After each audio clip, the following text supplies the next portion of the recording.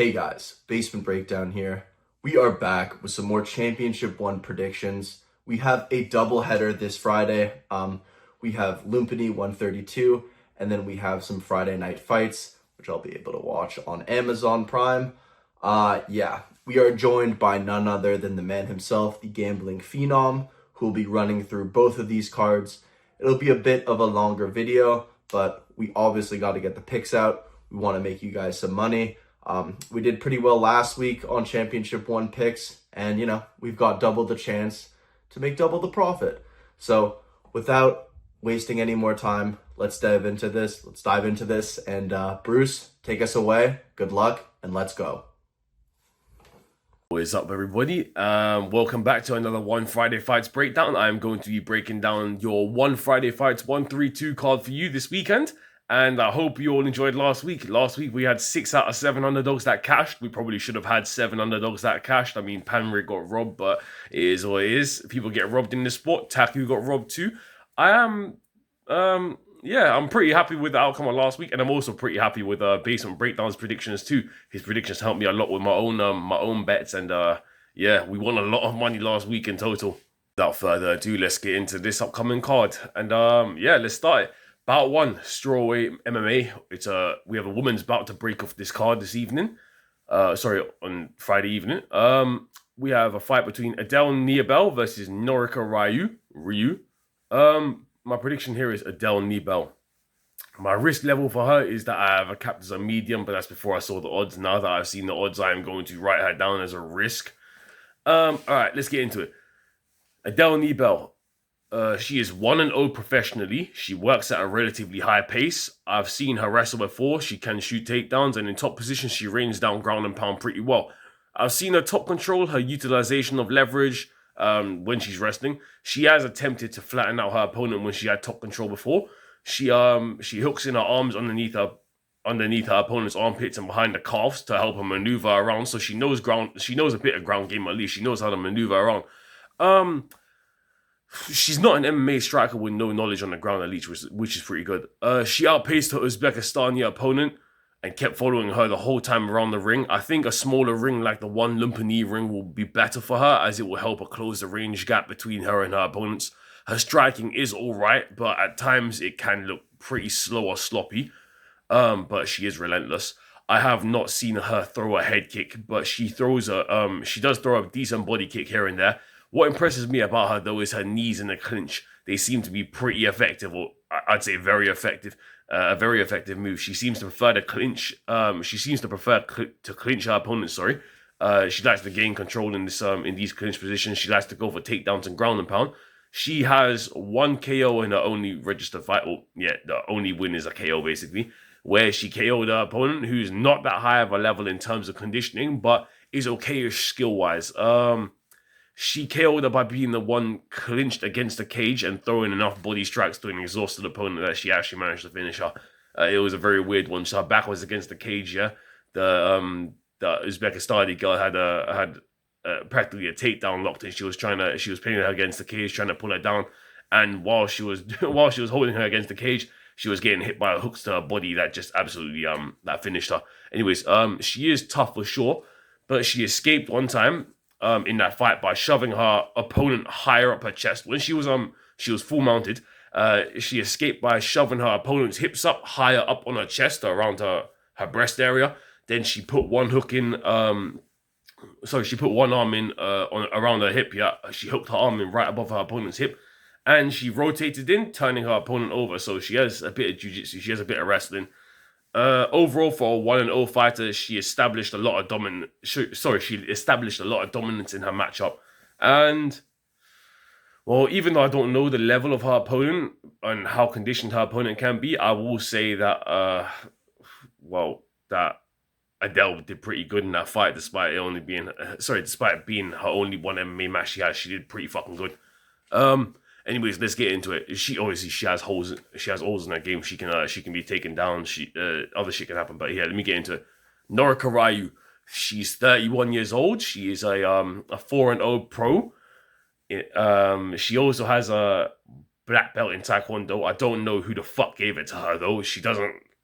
Jesus Christ, that striking's fucking god tier awful. And she has no head movement either. Her last fight against Olivia, a woman called Olivia, she wrestled the whole time. She was getting outstruck on the feet in the stand-up, so I would expect the same pressure of Adele to be able to do that to her, like to outstrike her. Or at the very least, I expect Adele to throw strikes within clinch, just to get some points up in the entanglements and not be behind on the scorecard.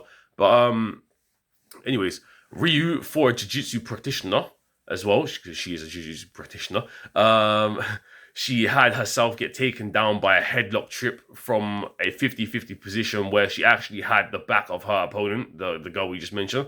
She also tied up. She also tied up on the backpack, securing the backpack, but looked very close to slipping and being reversed back to bottom position multiple times in that fight. Ryu has no head movement, like I said. When strikes come her way, she gets hit by everything. Hooks, jabs, cross, 3 to 4 punch combinations, etc. She gets hit by everything. And her counter to that, to getting hit by everything, is going for the body lock. But while going for the body lock, she eats strikes to get there. I think Adele is better than Olivia at wrestling. And, well, I think that maybe her wrestling might be good enough that it can negate Ryu possibly. It can negate her wrestling well enough, I think. Plus, every fight, her last 2 fights, Ryu's nose gets bloody pretty easily. In the last 2 fights, it was bloody pretty bad. And 2 fights ago, actually, it was broken. Her nose was broken in. I even think Adele could KO or submit Ryu, as Olivia had her in a rear naked choke. But she didn't pull it off. I think her wrestling isn't that great at all, and I just don't think that Ryu's conditioning or output is good enough to win this fight at all. I just don't think that she's going to be able to win. Anyways, on to the next fight. For bout 2, we have a lightweight MMA fight between Jean Pereira and Oliver Axelsen. My prediction here is that this fight is it's around the 50-50. I'm leaning Oliver here, the underdog. My risk level is that this fight is a risk, and without further ado, let's get into it. Let's start with Jean Pereira. He is 5-0, but Topology states that he has lost before in BKFC.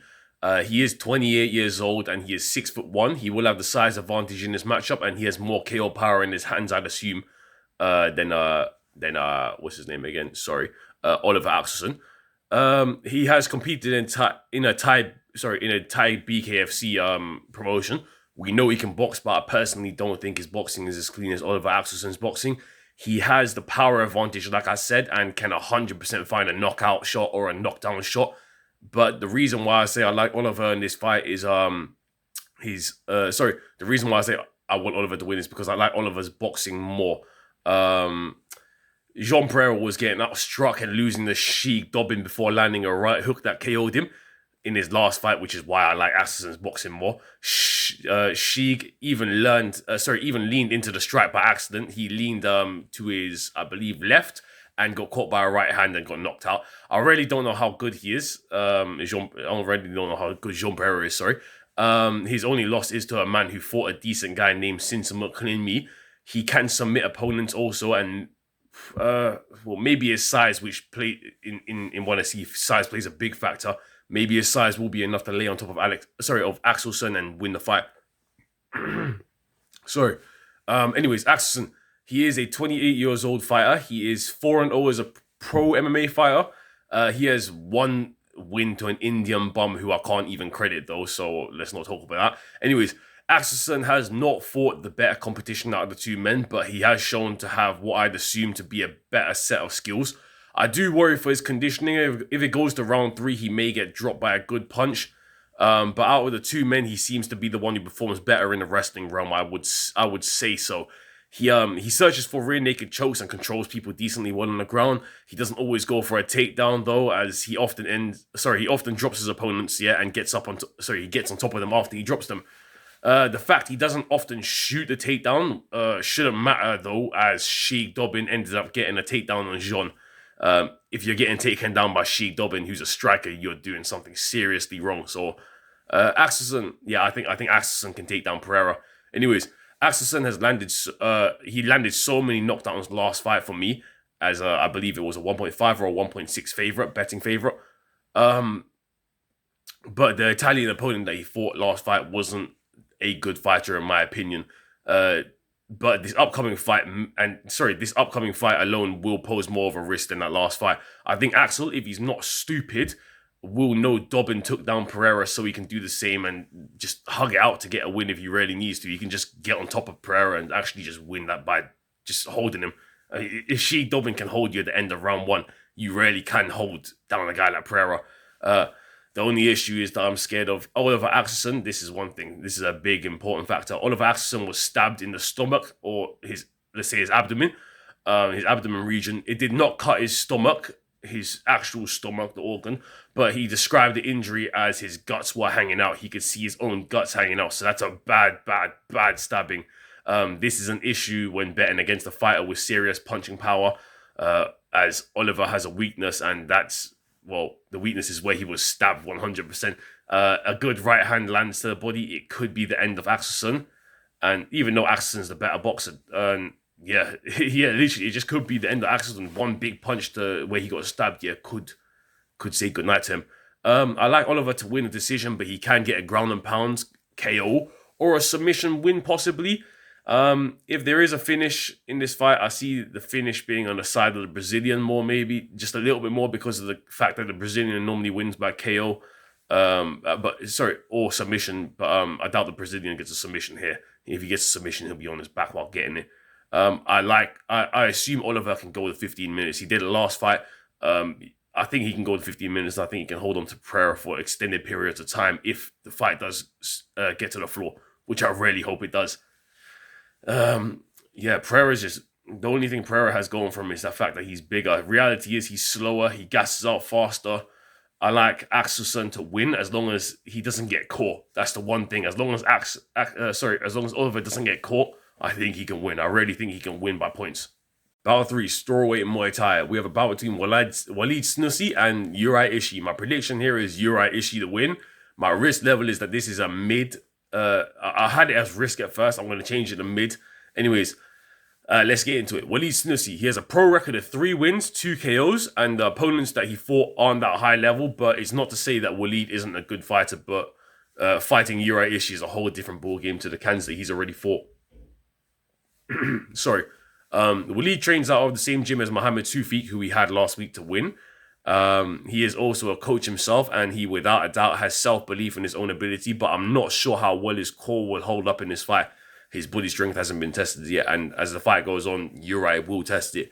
He has limited footage, but from what I've seen, he has a good uppercut that he can also feint into a cross. He is technical and he has long arms, so his elbow strategy and stepping knees can 100% cause Uri Ishii some issues. He KO'd a man with a stepping knee after avoiding a cross one time. He slipped to the right side and threw the left knee, and it KO'd the guy with a liver shot. I've seen Uri Ishii getting outstruck by Younes Monin in round 1, who's also a fellow Moroccan, like Walid himself, who also had the length advantage against Ishii. Younes also had a weak core, and Ishii broke it, and I knew he could, but this fight, I don't know how durable Walid is, and his durability has never been tested. I've never seen him get broken, so I can't say if Uri will break his body, but I think he will, and 100% Uri is going to test how durable his body is. With such unknown fighters, I don't get to see the heights until the face-offs, but I just saw the face-off now. Everything that I've got written down, I can scratch it off because he's a little bit taller than Uri. Standing at 5'9", I believe him to be. But he's visually taller than Uri, who is 5'8", but he's debuting into one with varied height. So, anyways, Walid has well-timed knees to the body that may cause issues for Ishii, and he KO'd a man with relentless aggression in the corner one time with his long elbows, spamming a combination. He threw like 6 or 7 elbows at once. I don't think that he can do that to Ishii without consequences, because at the end of the day, the guy didn't get knocked down that he threw the elbows on. He got standing KO, the referee called it, but a lot of the elbows hit the guard. I think Uri's guard is good enough to deal with any techniques like that. But if the odds are good enough, actually no, fuck that. I was gonna say I'm gonna place a hedge on it, but I'm not. No, I am not. Anyways, Uri Ishii has an 18-8 record, 18-8 pro record, and he is 20 years old, standing at a height of 5'8". Sorry about that. Anyways, he is a Japanese fighter with a very focused style that breaks down opponents as time goes on. He is a sniper. He is a sniper technician, not a fighter who will rush and make mistakes. He stays very composed during the fight. He has a great teep/punt kick that targets the liver, intestines, and solar plexus, landing many KO knockouts for him. Out of his last 6 fights, he has 5 KO wins. His last win was against Enzo Clarice, who did good in round 1 and outstruck Ishii, but like most of his opponents, broke down over time due to the precision and impact of the body shots and Ishii's sniper cross. Ishii scares me a little bit this fight just because he's fighting a man who's not tasted defeat yet and will attempt to keep above Uri on the scorecard, which is why I have it written here that I'm going to have a hedge. No, I'm not going to have a hedge. Anyways, Uri often gets outstruck in round 1, and I have no idea how durable the upcoming Moroccan is. And, this is an in-depth detailed breakdown of what the possibilities could end up being. My last few weeks, I predicted how a lot of fights could go wrong, and they did. I always like to give a warning ahead of time just to make sure that people can be aware when they bet. Anyways, the only way Uri can lose, even though I'd assume he's much more composed and the better fighter, is if he gets outpointed, really. Uri beats people by breaking them. He also has a great step-in knee that I would say is better than Waleed's, but he may not be able to utilize it so effectively against a fighter that's a little bit taller and leaner than him. But since the size difference isn't too big, he actually probably should be able to get it. I thought that Waleed was going to be much taller before I saw the face-off. I'd like Uri to break him down and win, but this fight could go the distance, like I said, and the Moroccan fighter has never tasted defeat. Uri has beaten the far better competition, though. I have seen Japan getting robbed quite a bit recently in the past few weeks coming up to this card. And the Japanese card next week. But the small gloves should favor Uri. The Moroccan is inexperienced and in small gloves, so I really do think Uri is going to be the winner. I think it should be clear. I think that I was a bit too worried early when I saw the footage of Waleed, but when I saw the face-offs, I think that it should be clear that Uri should win. He's going to throw the body cross, he's going to throw the body teep, he's going to target the liver, he's going to snipe him, he's going to pick him away until until he knows that he can rush forward, and when he finally, he's picked him away enough, he's going to get the KO. But yeah, on to the next fight. We have a strawweight Muay Thai bout between Mai Sang Nern and So Noang U. My prediction for this fight is Mai Sang Nern, or Mai Sang Gern. My risk level that I have for this is that it is medium. It is medium on the risk assessment level, and possibly a safe fight. Possibly, I'm not saying that because I don't want to risk it. But anyways, Mai Sang Nern, he is 50-12, listed as 5'5". He fought inside of the one promotion under 2 different names, the other being Kaichon. He lost to Freddie Haggerty under that name. Freddie Haggerty is the brother of world champion Jonathan Haggerty, if anyone doesn't know. But I don't give him credit for this. I don't give Freddie credit. I dislike Freddie a little bit. I don't dislike him as a human being, but I dislike his fighting style. I chose a 4 times underdog to beat him. Last time Freddie fought named Jordan Estupinan, who we had both of the Estupinan brothers to win at near 4 times odds on that card. It was beautiful. Anyways, I could see Freddie isn't like his brother on that day. He's not nearly as technical, but he KO'd Mai Sang Nern in round 1, which is the thing. He looked pretty decent before the loss, avoiding Freddie's head kick. Mai Sang Nern looked pretty decent before the loss, avoiding Freddie's head kick, throwing back some kicks on the counter that landed pretty well to the body and thigh. Freddie caught a few of those kicks, though, and clinch sweeps Mai Sang Nern a few times. Freddie is a technical fighter, unlike So Noang U, though, which is why he won the fight. He was able to see the slow entrance of Mai Sang Nern, blocking while retreating from a 3-punch combination, avoiding the power of Mai Sang Nern and pulling back his leg to avoid basically a kick at the end of the combination from Mai Sang Nern. Technicality is what I would say beats Mai Sang Nern or Mai Sang Nern. And So Noang isn't technical at all, in my opinion. I think Mai Sang Nern will be able to walk forward and bomb away at So Noang U. There is a possibility to KO him, but I don't fully know, though. Mai Sang Nern was dropped by Freddie by a clean left hand, got up and returned a knockdown in that fight. So he actually got a knockdown back in round 1. He had a pretty good body teep in that fight and landed a couple of them, but at the end of the day, he got sniped by Freddie in the final 10 seconds of round 1 when the 10-second clapper sounded. Anyways, Muay Gun, I wrote down he shows early signs of CTE, but I think it's the unseen punch that will rattle him, not the unprecise striking of So Nong U. I like Muay Gun because he won for me in his last 2 fights over overrated Jap Issei Yonaha, and he beat his last opponent Sujuan by KO as a 1.4 favorite. But his head got welted in the process in winning that fight. He had a lump at the end of round 1, which looked pretty bad, and it was bleeding a little bit. Muay Gun looked great in this fight, though. He was pushing the pace and throwing punches with tenacity. Even when he would punch the guard, you could tell that you could just hear the impact noise on the guard. He was targeting the body well. He would hold the guard up he would hold his own guard up high, and he would explode the combinations from his guard. He can also dirty box too from inside the clinch or when he closes the range. When he closes the range, he can pull your guard out of the way to land uppercuts and dirty box and do etc. I like him to win this fight. I think that he's a more explosive fighter, and I think that he's a better fighter overall, and actually more technical too, probably. Anyways, on to So Noang U. 1FC has him registered as 15-1. He lost his debut where he was a betting favorite against Omar El Halabi, who was a 1.95 actually as an underdog. Omar El Halabi was underdog against So Noang U on the card 120.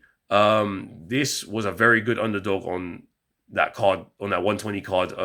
We smashed the underdogs on that card, by the way, during Friday Fights 120. We bet on Omar to defeat So Noang U, who didn't do bad work, but he was outstruck by Omar El Halabi the whole time. He had Omar's body looking red, but that's what happens when you kick and punch Omar. He reddened easily, so but yeah, anyways, don't get it twisted. This fight imposes some risks. So Noang U is aggressive, and he started this match with a combination of punches into a head kick against Omar. and then into a flying knee attempt. He was piecing up El Halabi in the first 30 seconds, but El Halabi got into rhythm and won by staying composed. I expect him to be a slight bit smaller height-wise than Muay Gun.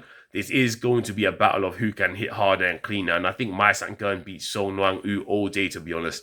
He ate some shots that hurt from Halabi, and he was covering up many times, leaving his head vulnerable for a knee. Like Omar El Halabi was landing knees to Muay Gun, clinching the back of his head and putting his head down while his guard was up. So Noang U, not Muay Gun, Jesus. Muay Gun will capitalize with uppercuts in that scenario. If So Noang U is just covering up, he'll probably give him a head kick or two, throw a few knees down the middle. I do think So is tough enough to go the distance, but I think Muay Gun can get the KO here. So isn't going to run away from him for 3 rounds. He's going to stand and trade. He will probably tire out as the fight goes on. Like he's not. Anyways, like he did against El Halabi. The pressure of Muay Gun is higher than El Halabi's, I believe. So I think that he's going to feel the punch power for 3 rounds, and Muay Gun's punch power doesn't disappear. It doesn't fade over time like So's does. I like the chances here for the KO if the odds are good. I really think Muay Gun, he can KO So, but I don't know if I should bet on it or not. I do like him to get the win though. Muay Gun should win. Round 5, we have a featherweight Muay Thai bout between Otis Waghorn and Rado Popa. My prediction is Otis Waghorn in this fight, and I have it capped as on the risk assessment level. I have it capped as mid/safe, and I am warning before we bet on this fight, before anyone bets on this fight, that I have only a bit of limited footage on the opponent Rado Popa, but it should be enough to determine who's going to win this fight. Anyways, without further ado, let's get into it. Otis Waghorn, he has a pro record of 9-2. He beat Kryklia, a well-known Thai fighter, for his best win to date, landing a brutal spinning elbow that gave Kryklia CTE and started his CTE journey. We had Suor Kim to beat Otis, where I knew Otis would outstrike Suor Kim until Suor Kim lands a knockdown on Otis. I like Suor Kim, he got me the knockdown, but Otis can counter well and he dropped Suor Kim in return. I was scared for Suor Kim, but I called him landing an elbow, and he dropped Waghorn with the elbow in the exact moment I actually called it. Like as soon as I said, wait for it, he's gonna land the elbow, he literally landed the elbow just then. And anyways, me and my mates were all fucking happy. Suor Kim was a nice underdog. Anyways, with Waghorn, Waghorn then proceeded to lose to Pentor after losing to Suor Kim. where he was up all 3 rounds and trying to coast to a win, but he ate a head kick from Pentor, putting him on his ass after he missed a spinning elbow attempt. Like he literally was off balance after a spinning elbow, and he got a head kicked, just hurting it after he lost, after he was winning that fight. But anyways, Waghorn just beat Hakeem Bar, who in my opinion is better than his upcoming ONE FC opponent right now, Rado Popa. It was a close fight against Hakeem Bar, and I must admit I don't like Waghorn striking when he's up against a man who is tall as him, who is as tall as him, because Waghorn's the type of guy that likes to hit with the end of his range, if you know what I mean, but only the end of his range. So when he throws kicks, if you pull your leg back here, he'll miss the kick. If you step back 1 step, he'll miss the kick because his kick is not landing at like with intent. Is landing just to tag, if you know what I mean. But anyways, Waghorn just beat Hakeem Bar. Otis is used to punching down on smaller people, which is good for this fight. He is technical and he has good footwork, but he gets caught here and there. Against a slow opponent like Rado, he should be able to circle him and pick him apart using his range and speed advantage to avoid any incoming damage. He should be able to land his body hooks and his 1-2 down the pipe, and he overall should win. Maybe a spinning elbow here and there too that lands. Just to finish off Rado Popa, but Rado Popa is durable. Anyways, let's get on to Rado Popa. Rado Popa is a 13-12 pro fighter. He has 8 KOs out of those 13 wins. He has not fought opponents anywhere as near as good as Otis, and I don't have much footage on him, but from the footage I do have on him, he is slow, he is visible, his strikes are visible, and he will be caught by Otis's 1-2. Otis is so much faster than him.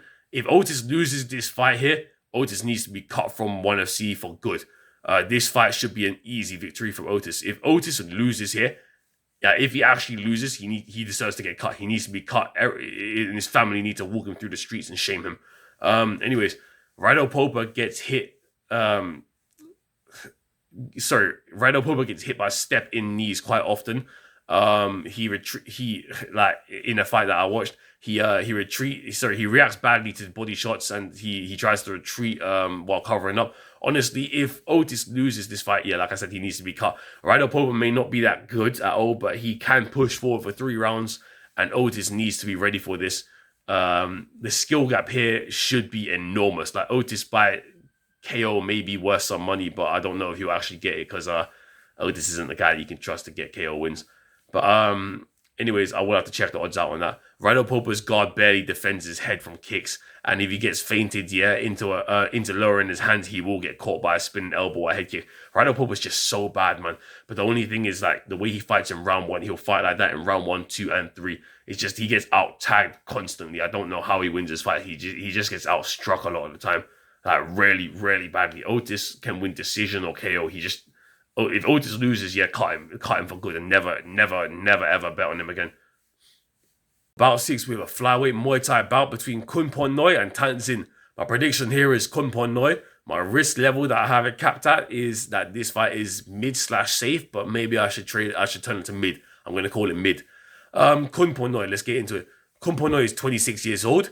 He has 125 wins, 33 losses, standing at 5'7". He has a great chin, and before ONE FC, he had never been knocked out, or he self-claims that he'd never been knocked out. But in his debut fight, he was KO'd by Pueng Luang Ban Ramba after 2 knockdowns. But funny thing is, he got back up to his feet at the 10th second during the second knockdown, but the referee still called it. He also lost to Song Fang Kong by KO. Some people consider it an early stoppage. I consider it the referee saving the fighter from unnecessary damage. Sorry, where was I? That man who beat him had a record of 58 wins, 24 losses. So it can be confusing trying to figure out Khunponnoi's level, because he's a fighter who can lose to people that he's better than, and he can win against people that he's not as good as. He beat Shamarzadeh by KO, who's a 20-6 Azerbaijani fighter. That was actually outstriking him at first, but Khunponnoi broke him down over time, and I couldn't believe that he actually beat him in that fight. Khunponnoi can throw kicks while his arm is still outstretched. If he misses a punch, he can also use that arm to frame off as defense while he launches his kicks, while he launches more kicks. He's got power in each attack, and he's a very heavy forward pressure fighter. he is, as of right now, on a 5-fight win streak. Some people think he lost his last fight to not his last fight. Some people think he lost his fight that he had with Sonrak. In my opinion, it was a close fight. I think Khunponnoi deserves the win. Sonrak did too little, too late in that fight. Khunponnoi is also the little brother of Seksan, the Thai legend, aka the man who yields to no one. So Thailand do favor Khunponnoi, and in a fight against Myanmar, they will favor him undoubtedly, especially at a close decision. He just beat Antar Kasem's friend Sakraji, where he was down 1 round and came back in round 2 and round 3 doing enough to win. And he usually outconditions opponents. And we talked about him a few weeks ago when he beat Chart Mongkorn and by KO in round 1, and he beat the fighter from Laos by KO in round 1 as well. Anyways, without further ado, let's get on to his opponent.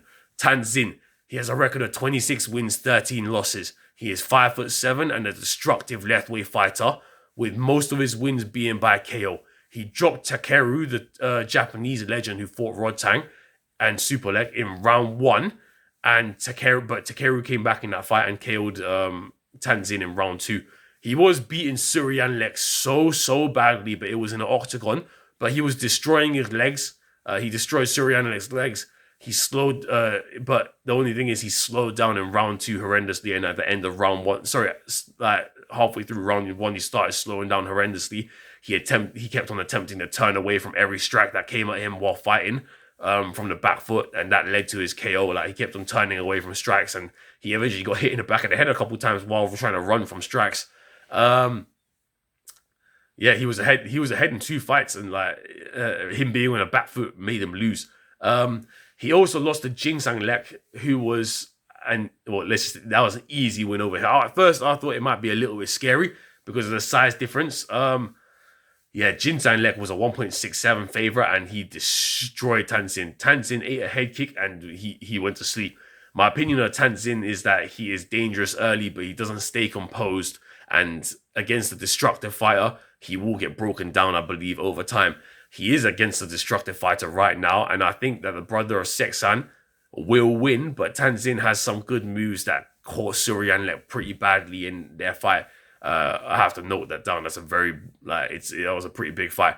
Thant may even be the sharper fighter in this matchup, but he always seems to get broken down as the fight goes on. He was dominating Suryanlek. He lost that fight. That was just bad. Khunponnoi will be able to throw he literally broke Suryanlek's legs practically, and he stopped butchering the leg, and he just started running away and got knocked out. Khunponnoi will be able to throw head kicks at Thant and probably wins this fight, but he has to be careful because Thant is dangerous and Khunponnoi is not invincible. I predict a possible KO for Khunponnoi, but I don't know. I'll guess that the KO happens just because Thant seems to always seems to slow down drastically quick. Like round 2, he's always losing. He's always losing in round 2. If he's getting a finish, round 1, round 2, but he's always losing in round 2, and as the fight goes on. So yeah, I got Khunponnoi to win here.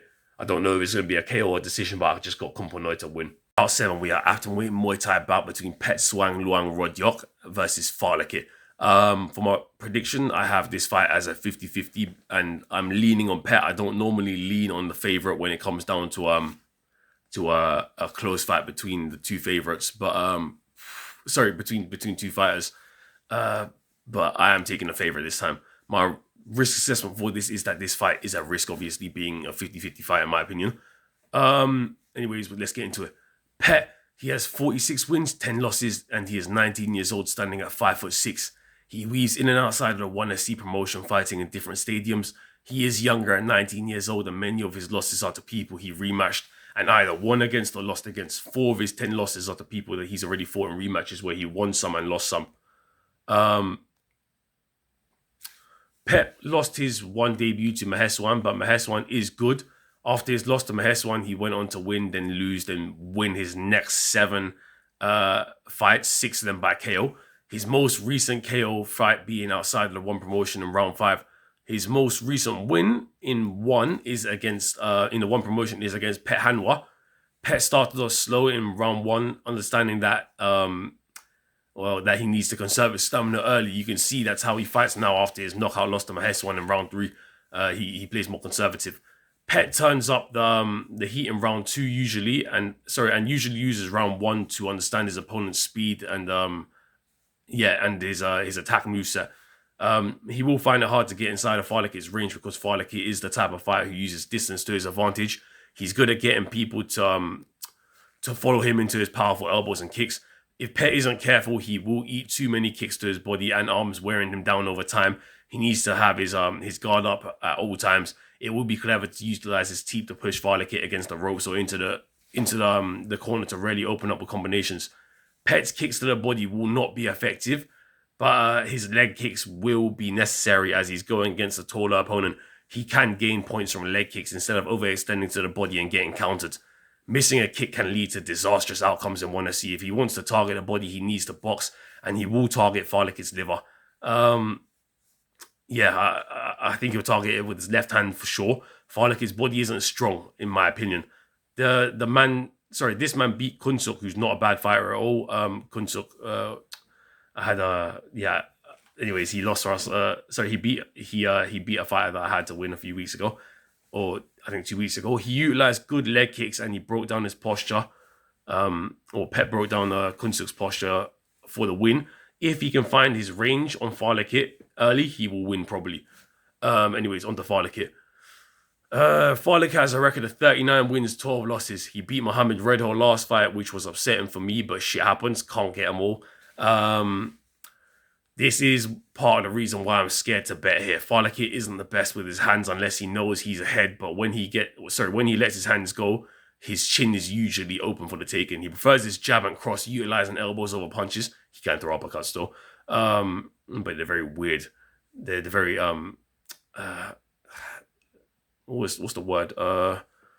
He'll be at a daggered angle, like he won't be squared off. He'll be sideways. He'll be bladed. He'll be in a bladed stance. Anyways, when he is walked down, he tangles up and clinch, and when he has his distance, he throws kicks to irritate his opponents. He's very good at throwing high kicks. I'll give him that. He was losing to Nung throwing knee before pulling off the comeback victory. I don't trust Farlikit at all. When betting on him or against him, he looked quite gassed out in round 3 against Redho because he unleashed a flurry, trying to put away Redho in round 2. This fight will be a matchup of can Farlikit dance around the ring for 3 rounds while landing kicks and tying up in clinch every time Pet tries to move in, this is a very likely upset scenario. Like, he could just tie up Pet and Pet might not be able to do enough. His output's not always that high in his fights. Or maybe in this fight we'll see that Pet's style is good enough to enter the range and frame off any elbows that come at him, while utilizing his boxing to break Farlikit's body and chin over 3 rounds. I've seen Farlikit drop badly before. Maybe Farlikit can win if he avoids the big damage and avoids being walked down, but I think Pet will find him and get him. Farlikit is on a 10-fight win streak, but not so. He don't have so many KOs out of those 10 fights. He has a round 3 KO loss outside of 1 right at the start of the streak, so we know he can be KO'd. He hasn't fought the better competition despite having a bigger win streak. A few have been okay competitors, but most are on big losing streaks or have multiple losses as of recent. This is a very risky fight. Farlikit's the taller fighter. He can do what I said he could do. He could just use the outside range, throw kicks, point up, and I don't know how it's going to go. But I think Pet should win. I think he'll close down the range. For bout 8, we have an atomweight Muay Thai bout between Yodudon and Pet Korean Cry. My prediction for this is Pet Korean Cry will win, and my risk assessment is that this is mid, but now I'm changing it to mid safe after seeing the face-offs. Anyways, there is a bit of limited footage on this for my fighter Pet Korean Cry. But anyways, let's get into it. Yodudon, he is 5'3". My personal opinion is that he isn't that good at all. He has clear signs of a deteriorating chin.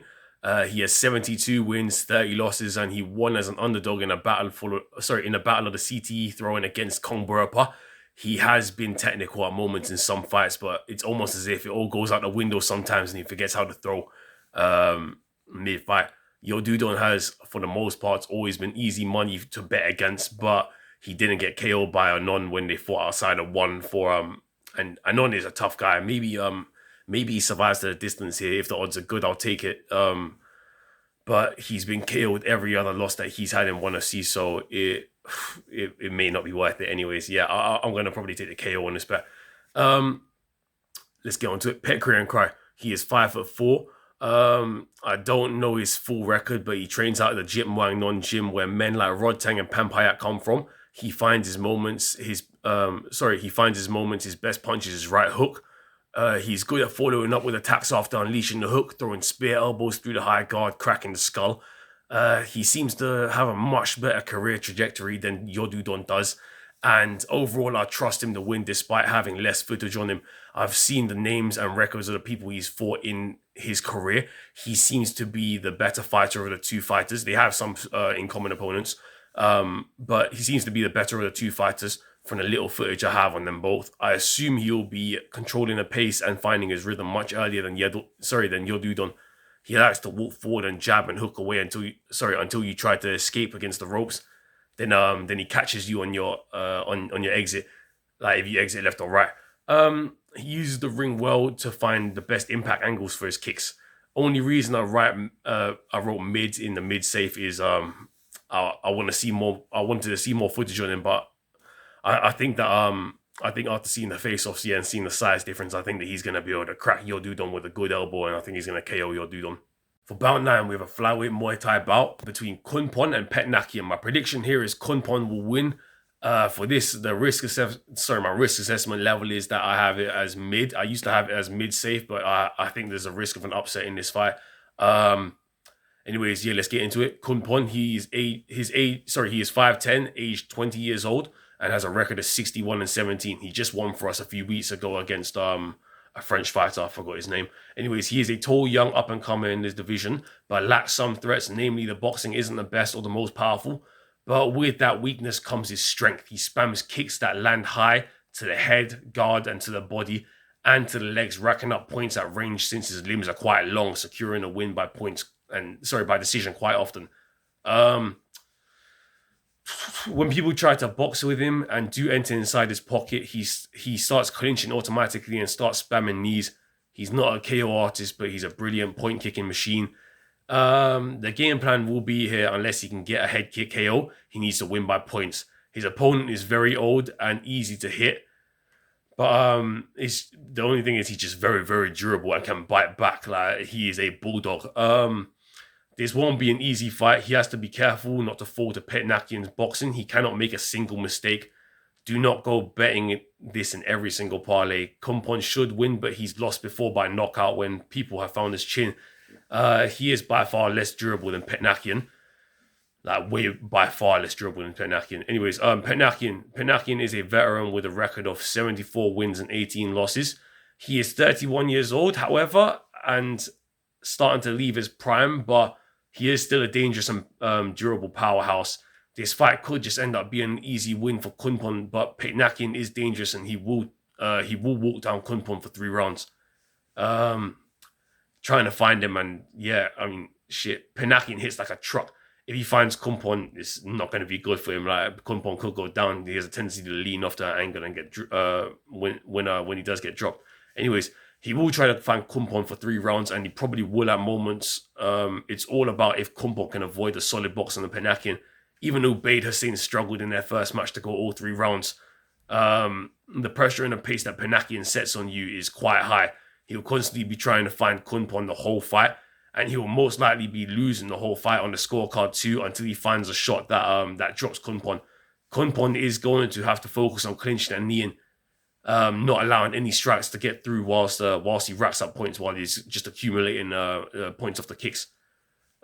He is very good at keeping the head on the scorecard with his style, which is nice, but like I said earlier, yeah, like even in his last fight against Frenchman, when he did get hit, yeah, he tends to, because he's so tall, when he leans away normally, he likes to lean out the way when he gets hit. So when he gets caught while leaning, he could fall. I've seen him fall outside of 1FC before, yeah, when he's leaning and getting caught by a big shot. And the issue is, I doubt he's going to KO Petnakian. Like, Petnakian is tough as bricks.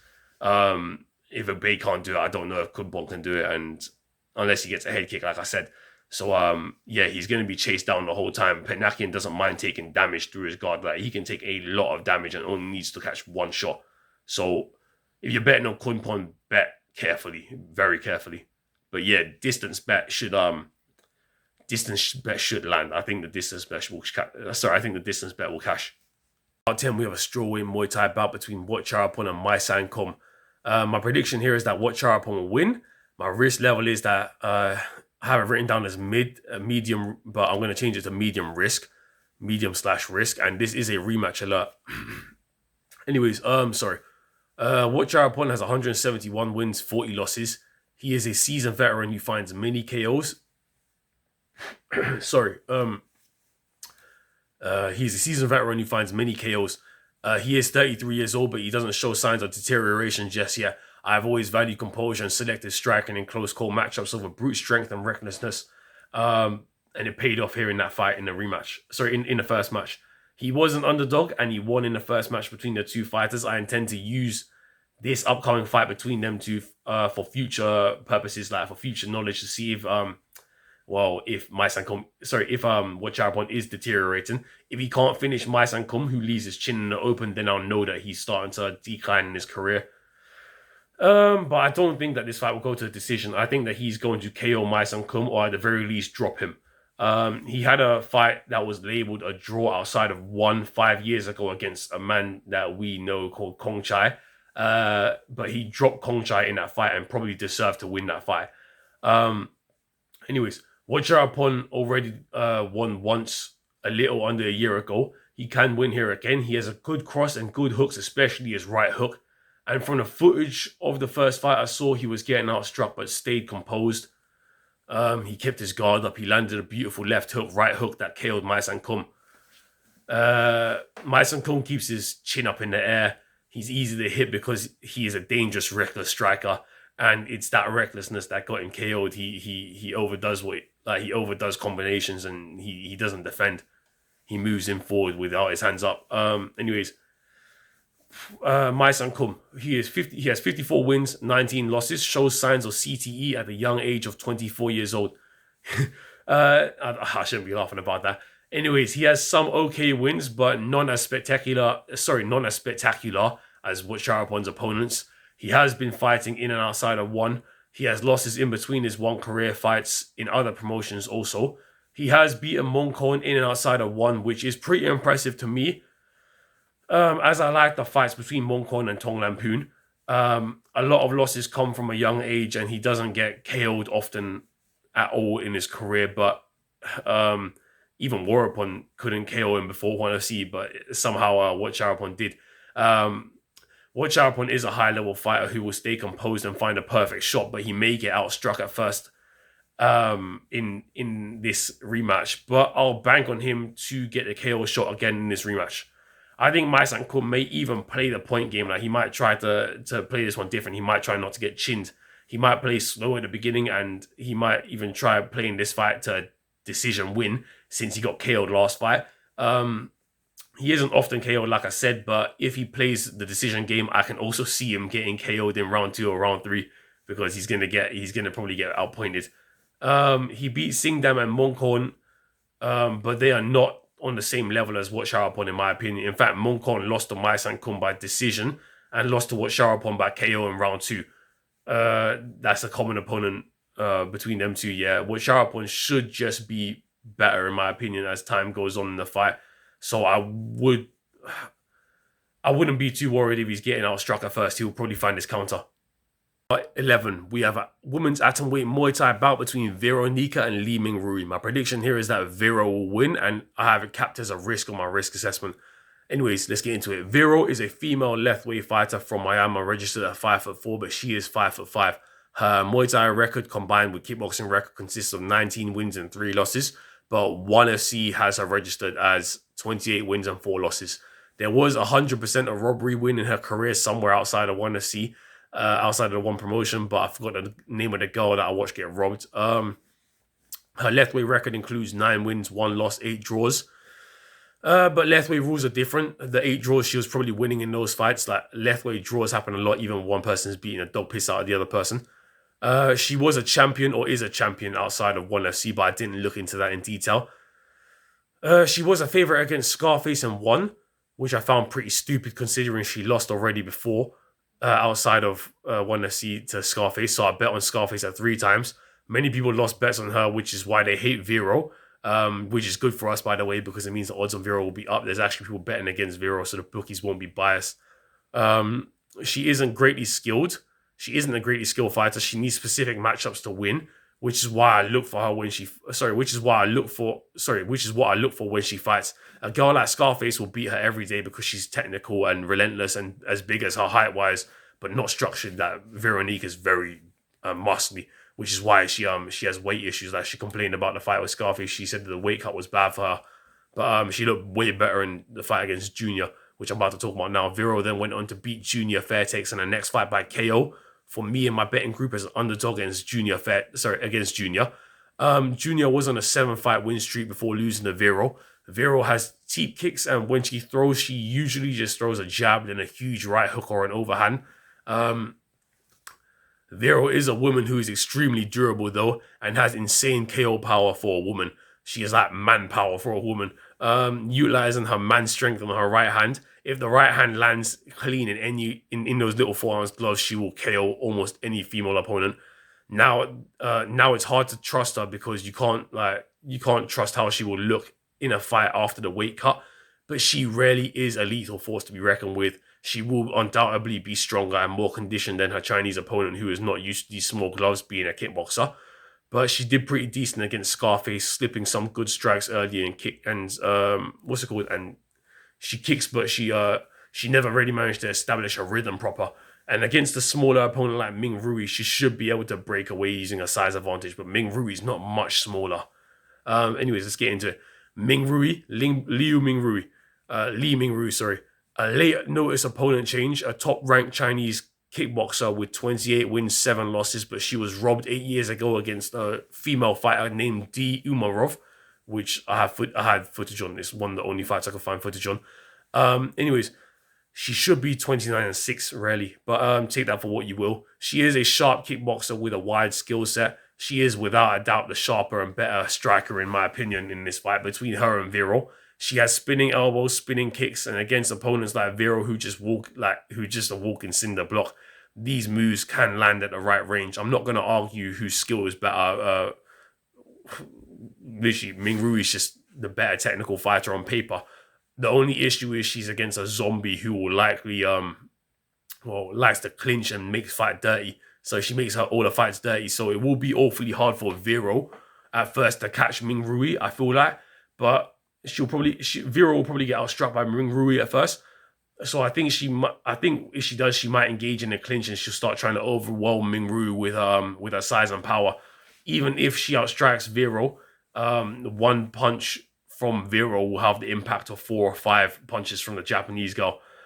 So she can get outstruck 2-1, but every punch, like in the fight on the scorecard, if she gets outstruck 2-1, it's not going to be that bad because every punch that Vero hits her with, will be much more visibly effective since the Jap is mainly a boxer, and in the kickboxing realm, as you can tell, has not she's mainly a boxer in the kickboxing realm, and she hasn't fought in a year. So I would guess that she's not the best version of herself. Her legs are there to be chopped at, and her body is there to be teep kicked. She will be able to slip a lot of strikes that Vero throws, but I don't know how long she can avoid the big punches for. One punch from Vero, if it catches her, will have her rethinking every step of the way if she should defend the punch or risk even dodging, because the outcome of getting hit while slipping is crazy. If she gets hit when she's slipping, she'll probably lose the fight. She'll probably get knocked down. Vero, if she lands a clean strike, is one of the toughest women in the world and has the power to back up. She hits harder than every UFC girl fighter I've ever seen step in the octagon. But her striking, obviously, is not as clean. Like, she needs to work on her striking, but she has insane power. That's what I'm banking on here. Bout 12, we have a flyweight Muay Thai bout between Kompet and Abdallah Ondash. My prediction here is that Abdallah Ondash will win. And my risk level for this, I have it written down as mid/safe, but I'm going to change it to safe right now. Kompet, let's get into it. Kompet has a record of 90 wins, 21 losses. Last win was a trilogy between him and Kongchai, where many people thought the third fight was very controversial. Kompet outstruck Kongchai by a slight margin, but was backed up the whole fight. And when he's normally the technician with a lot of strength, he tried to make it so it's easier to land and exit strikes to keep up on the scorecard. But Kongchai he just kept on hitting it with much cleaner strikes. Obviously, Kongchai was getting outstruck, but he was hitting the cleaner punches, the punches that had more visible effect. His most recent opponent, Kongchai, isn't bad though at all.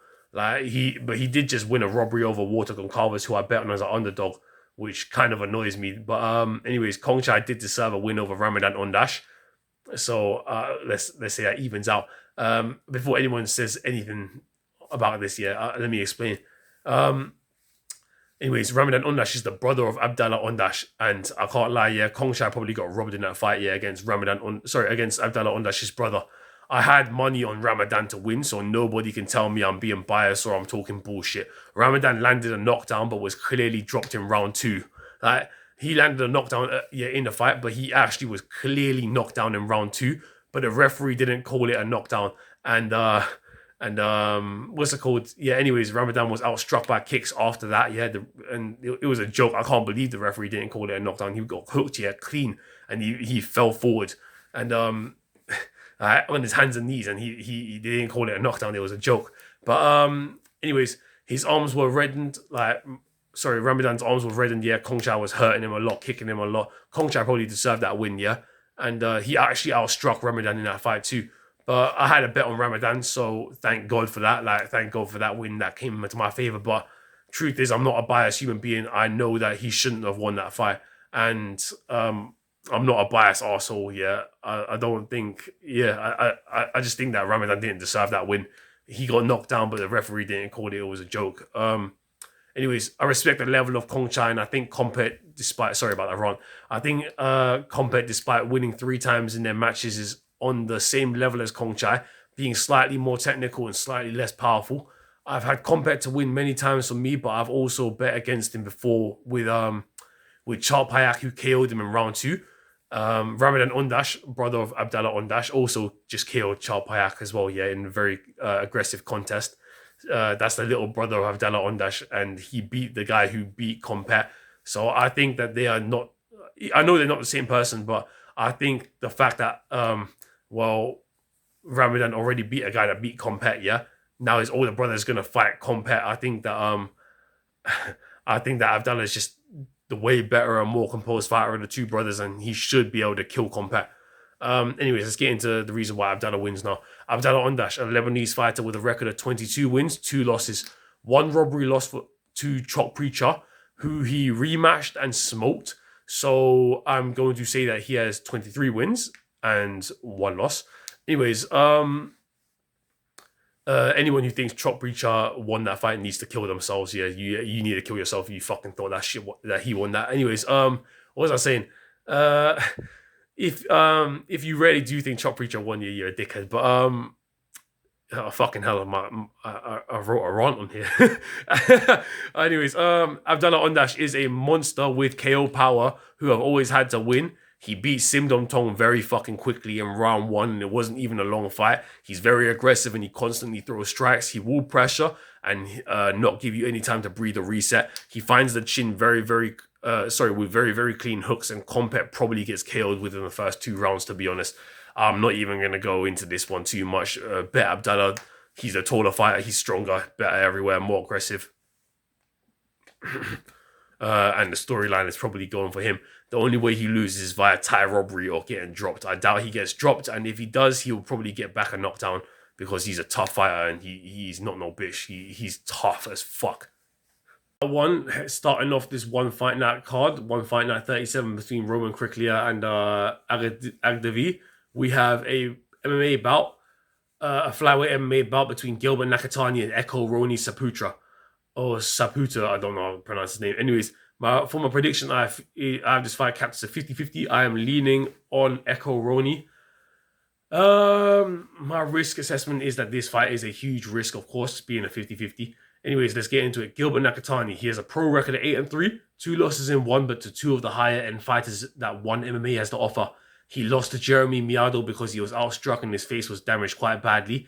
Jeremy has a record of 80-7 though. So, anyways, yeah, Gilbert put Jeremy in some bad scenarios at the end of round 2. His takedowns got sloppier as the fight went on though, yeah, and he kept attempting them in the fight, but Jeremy isn't a wrestler. Gilbert tried to out wrestle a striker, which is understandable. Jeremy did get out wrestled at some moments in the fight, but he did end up winning the fight. He was the better fighter overall, and he had Nakatani hurt. When Nakatani fought Yuya Wakabatsu, he was doing good in the first 1 minute 30 to 2 minutes, and was actually the fighter applying forward pressure. But then he went for a clinch knee to Yuya's head. Yuya grabbed underneath the knee, yeah, and attempted to drive him to the floor himself. The momentum changed when Yuya realized he can counter wrestle. It was as if he wasn't scared of the wrestling threat and challenged Nakatani's wrestling ability. And that's what opened up his boxing, when he realized that the wrestling threat's not really there from Nakatani. Nakatani is a fighter who rarely starts to slow down late into round 1. He did good against Jeremy Miado only because Jeremy can't wrestle. Echo can wrestle too, and I expect this fight to be dirty. I do think Nakatani will have his moments in this fight against Echo, but overall will be the fighter who visually will be more distressed and bloodied if it goes to the bell. It's not a good spinning elbow, it's a bad spinning elbow, but he has a spinning elbow that could land. It's not very accurate, but his clinched knees could cause trouble to Echo if his head does end up in a lower position from like maybe an underhook or like 2 hands behind the head in clinch, like grappling, lowered posture. Like he could get kneed in the face.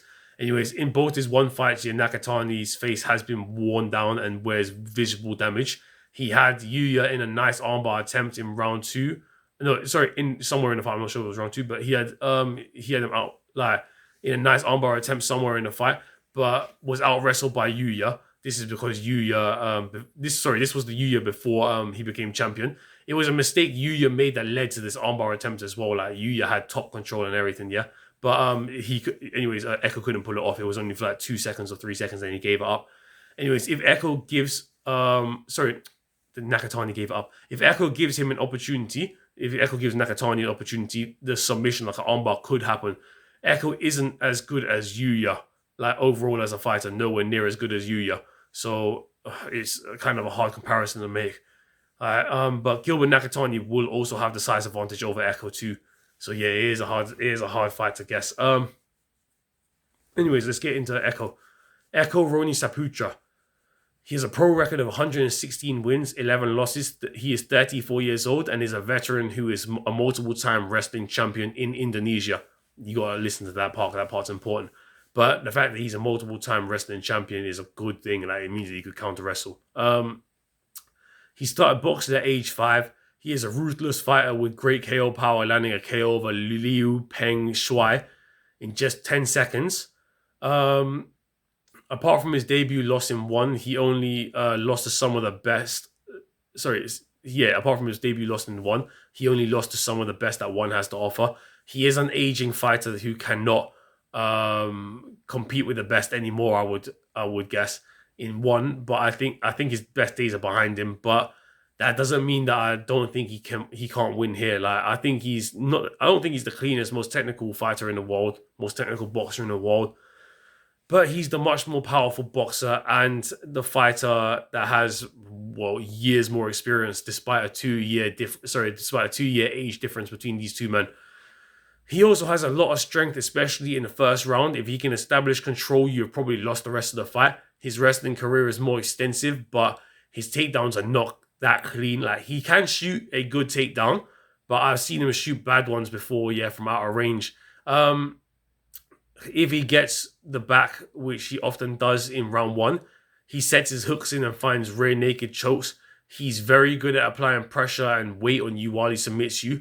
He also has a key lock submission over a Malaysian, but that Malaysian was a bum. I'm only mentioning this because if he knows how to pull off a key lock submission, well, that means that he knows how to transition from a dominant position to a submission to a submission position at a high level. I'm just hoping that Nakatani, because key lock's a high level move. I'm just hoping Nakatani doesn't get on top of him after a failed takedown or a reversal. He could even land his own takedown over Nakatani, but his ability and reaction time don't show me that he will be able to get takedowns consistently in this fight against Nakatani. I think Nakatani will be the one getting takedowns. Like Nakatani's probably going to get a takedown or two early. And I think this is the thing. I think the Indonesian can get up and can win. It's very risky, but I think he can get up and can win because I think he's the overall better fighter. He's got the better striking, in my opinion, the more powerful striking. He's not going to be the one that shows damage on his face. His age may cause some issues to his overall ability to get takedowns, and his endurance, his endurance may be tested here. But he's Indonesian. Age won't affect him the way it would to a Western fighter. So this man's whole life, like he's been fighting since the age of 5. Like I said, his life experience will triumph. Probably, I think. I think that his life experience will triumph. He lost to Sanzar Zakharov, who out wrestled him and KO'd him in round 2 most recently. But this fight was a massive mismatch, and the odds makers knew Sanzar would win. Everyone knew Sanzar would win, despite the odds against Echo. Echo actually I can't even believe he took the fight. That was he's a bad man for taking that fight. Echo actually managed to knock down Sanzar with a clean right hand between the guards, which surprised me so much. I couldn't believe what I saw. Sanzar out-wrestled him and outclassed him through the fight, though, finishing him on the floor, and it was a dominant fight for Sanzar. End of the day, I got Echo to endure the strikes and the wrestling game of Nakatani. I've got him to pop back up if he does get taken down. But I wouldn't count on it, and I would like Echo to take over in both areas, like in wrestling and striking, as the fight furthers on. But this thing, like I said, you can't count on him to take over in the wrestling realm. Like he might spend too much time on his back and just lose. Like he might do good late as the fight goes on. He might have Nakatani's face bloodied and battered, but he spent too much time on his back and he might lose like that. The odds on this fight are ridiculous for this fight, though, because this fight could be very fucking close. I don't know why. Echoes almost a 4 times, that's what I'm saying. Be careful. Don't spam bets on Echo, especially not Nakatani. Don't bet on either men. They don't don't bet on Nakatani at all. Nakatani's not showed that he deserves to be a 1.2. This is a very odd money line, but the value is on Echo at near 4 times. I have been right about many underdogs in one MMA, like the Burmese Python a few weeks ago at 4 times. This is a risk and not a confident pick at all, but me and my group have seen fighters win when the odds are stacked against them on 1. So I am going to take him. Shit, I've spoken about him for 8 minutes. I'm sorry about that. For a fight that's so risky, I had to give you all the details that I could. Just don't take Echo if you're not willing to take the risk. This is not a prediction that I'm confident in at all. I don't give a shit if I win or lose this one. I just want to see if I'm right, really. But it's a big risk. 2, on this card, we have a flyweight Muay Thai bout between Nakrob Fairtex and Taiki Naito. My prediction here is Nakrob. My risk level on this fight, my risk assessment is that this is a risk. A lot of people like Nakrob to win as a big favorite, but I don't think that. I'll tell you why in a second. I love Nakrob as a fighter. I'll tell you why I'm scared in a second. Nakrob Fairtex, he's 27 years old. He has 69 wins, 24 losses, standing at 5-8. Both men have 3 common opponents inside of 1. Taiki lost to all 3 men, whereas Nakrob beat one of them named Dedwang Lek, who we have spoken about on the channel before. He beat Buakiao for us as an underdog as well. Nakrob KO'd Dedwang Lek with a perfect liver shot. Nakrob is a Thai warrior. Even his name means warrior, I'm pretty sure. I used to like his boxing quite a bit, and I'm a fan of Nakrob, but I question his chin as of recent. His chin just got broken 4 months ago, and I know Nakrob is an animal. He's a monster. He beat Muay Thai and he KO'd Tagir Khalilov, which shows that he's a really high-level fighter. And Tagir Khalilov is a good Russian fighter who fights with Rodtang and people like that. I expect him to use his leg and body kicks and boxing to get on the inside range of Taiki, as Nakrob will be the forward-walking fighter for the most part. He really is a warrior. He really is. When he gets inside the range, he should try to clinch and knee and elbow Taiki. I know I mentioned that I am scared for his chin, but Nakrob ate a spinning elbow and kept throwing strikes after. He is really tough. I would like to see him win here, but I'm not very confident in this spot. This fight is much closer than the odds state. If Nakrob utilizes more body kicks on entrance, he will win. The reality is he just needs to throw kicks, clinch, elbow, sweep, repeat. Like if he does that, he'll win. Kick, clinch, elbow, sweep, repeat. And yeah, shit. I mean, he can even throw a flying knee or two here just to get the crowd reaction behind him. The crowd will favor him in this fight as he's Thai and a Thai crowd, and he is a Thai favorite. Like Thai people love him. Anyways, I hope the judges will also favor him since he's Thai, but you never know. Like they didn't favor Panrit, who's Superbon's cousin, last week. Anyways, we'll get into Taiki Naito. Taiki Naito has a record of 38 wins, 14 losses. He stands at 5'7". He's 29 years old and originally a kickboxer, but he has bouts in Muay Thai. His nickname is Silent Sniper for a reason. And he is an orthodox fighter but can swap stance while circling an opponent outside of the range to snipe from newly created angles. And he has a great left hook and a great jab that have rocked many opponents in the past and dropped some. He is a composed fighter, and he takes his time in every fight, like his last fight as an underdog where he won against my prediction.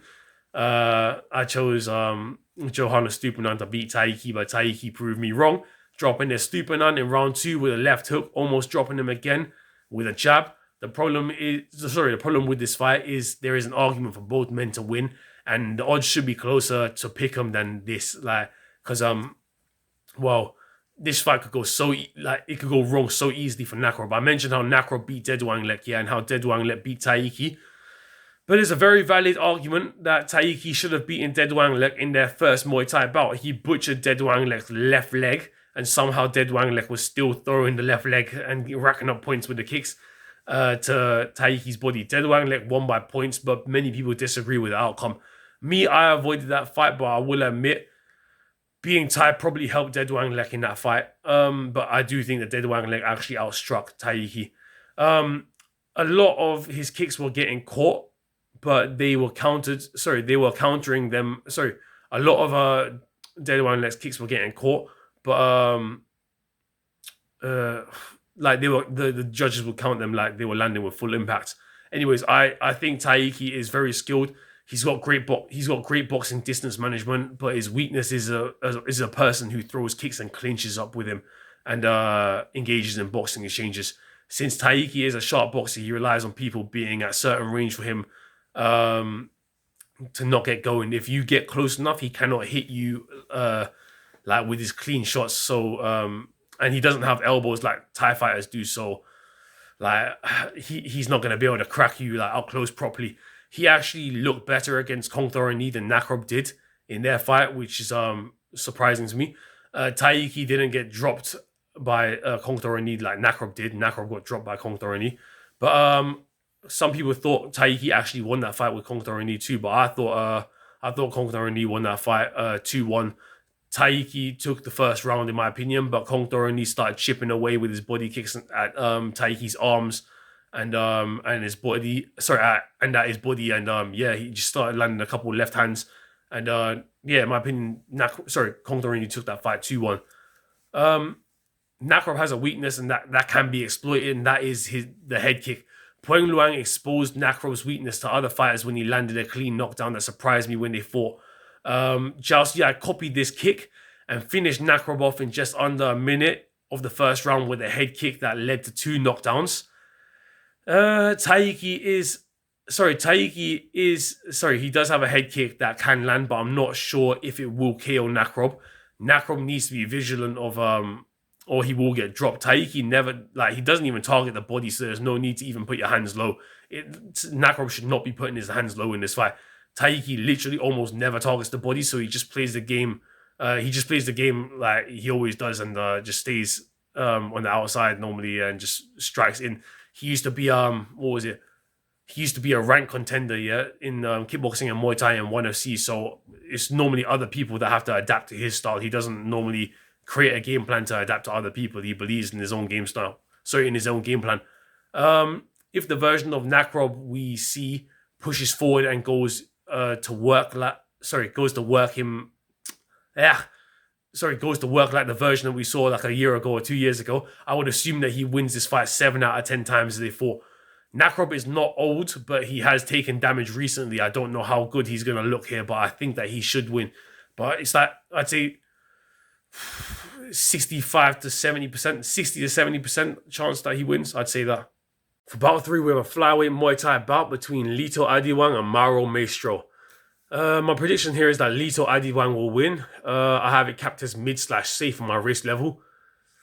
Lito Adiwang, nicknamed Thunder Kid, nicknamed the Thunder Kid. Lito has a record of 16 wins, 6 losses, 12 by the way of finish, 8 of them by KO, 8 of those finishes by KO, so 4 by sub. He is 32 years old with a height of 5'4" in Topology or a height of 5'3" on the official One website. He lost his last fight to Keito Yamakita, where he was out-wrestled completely on the floor and taken down with ease. He is very durable and tough, and he ate a knee whilst grounded, and there wasn't even a reaction or injury mark on him. When he is on his feet, he is always looking for a finish, swinging everything into each shot.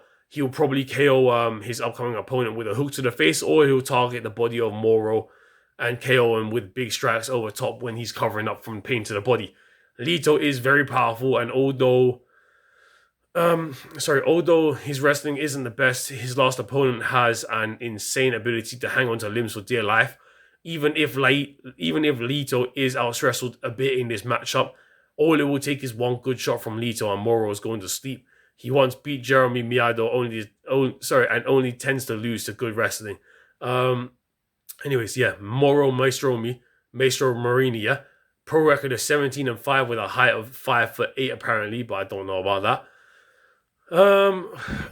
He once went to decision with Beksat Almakhan, who's in the UFC. He actually tried to rush forward and clinch Beksat after being down round 1 due to getting outstruck and wrestled. I don't know what he was doing, whether he wanted to push him against the cage or take him down. But as soon as he ran forward and closed the distance, he let go after grabbing onto Beksat as if he knew his strength wouldn't let him get a takedown. But I saw Beksat wobbled Maestro Marini at the end of round 2, but Beksat didn't push him. Beksat didn't push in. Maestro Marini has horrible balance on his feet, in my opinion. He has horrible foot placement. So when Lito hits him on his feet, when Lito hits him and off balances him and then follows up with a second punch, I think Maestro is going to go down like a bag of bricks. I think that he's going to get KO'd. He was tripping all over himself in round 1 when he fought Beksat. He actually, he even fucking literally he fell back and fucking slipped and fell on his ass and got back up. He actually did cut Beksat with an elbow though that turned the fight into his favor a little bit, but it was too late in the fight. At that point, he kept targeting the cut and trying to open it more and outstriking Almakhan. Trying to open the cut up more, outstriking Almakhan after the cut in round 3 until he was taken down again in round 3. He was KO'd by a fighter who's fighting later named Carlo Bamina Ang, who he's spoken about before on the channel also in comparison to Lito Carlo. In comparison to Lito Carlo,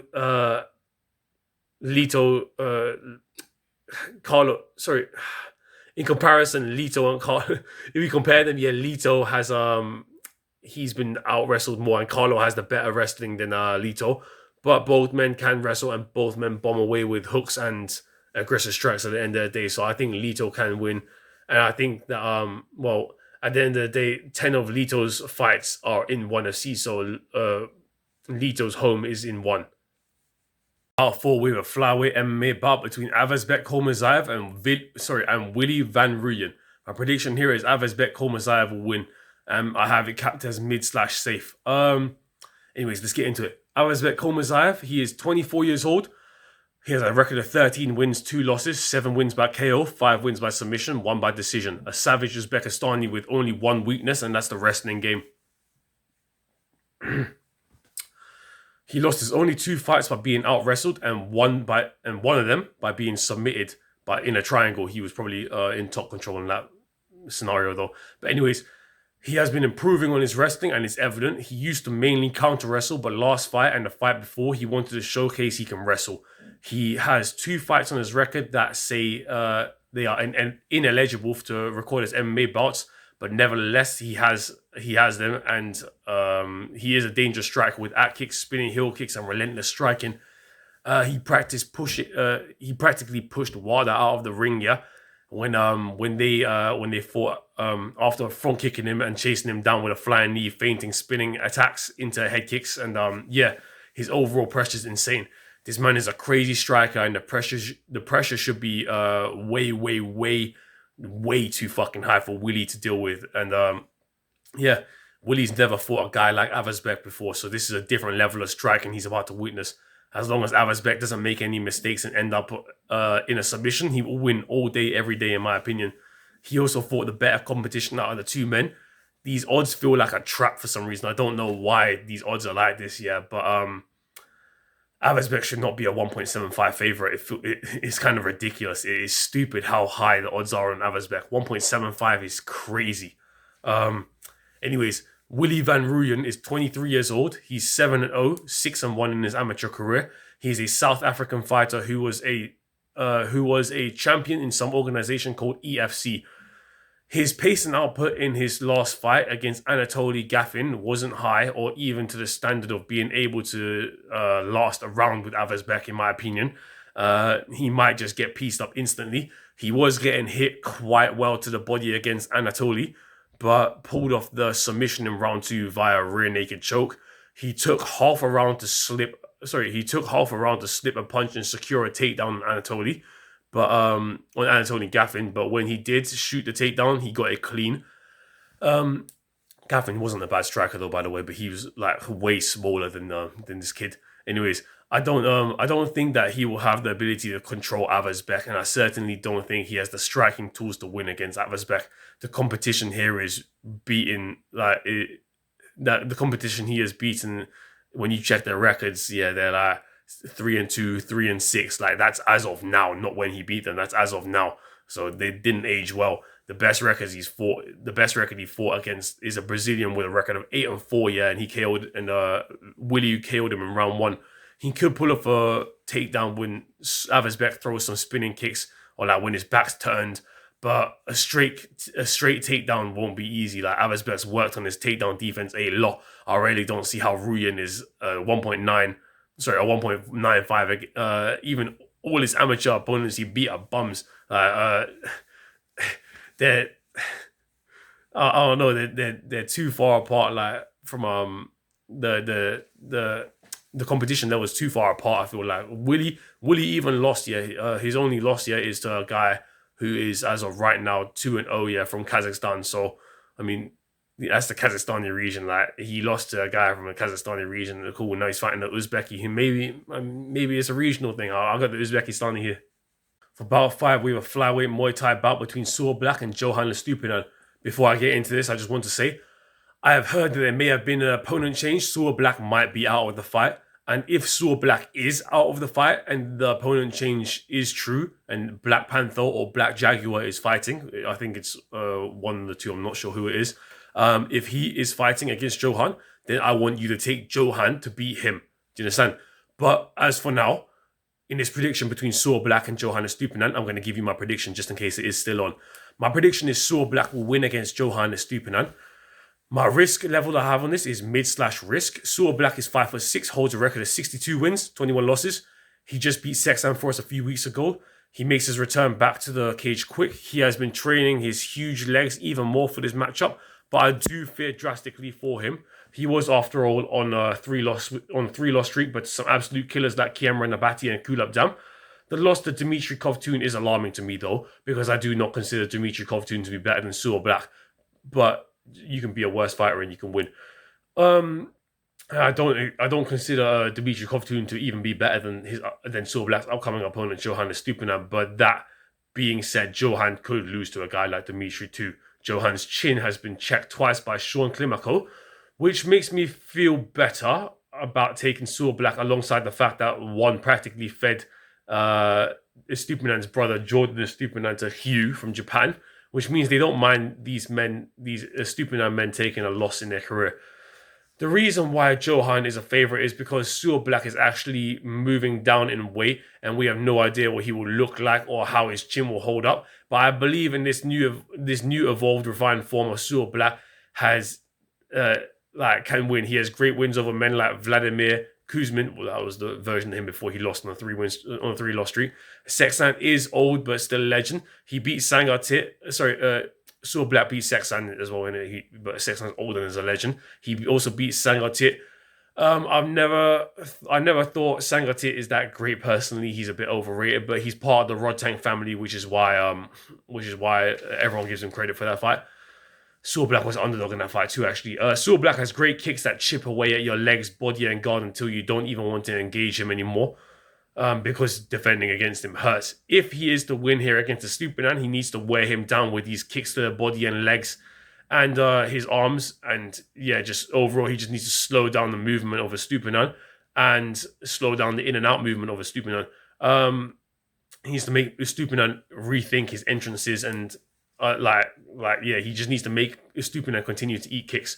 If Suor Black sees a Stupinan step to either side, he needs to catch him with a kick. If he steps forward, he needs to teep him with it and push him away. Or he can just kick him with a side kick anyways, yeah. But anyways, he needs to not box with the Stupinan. If Suor Black boxes with the Stupinan, he has a very highly likely chance to lose or get dropped.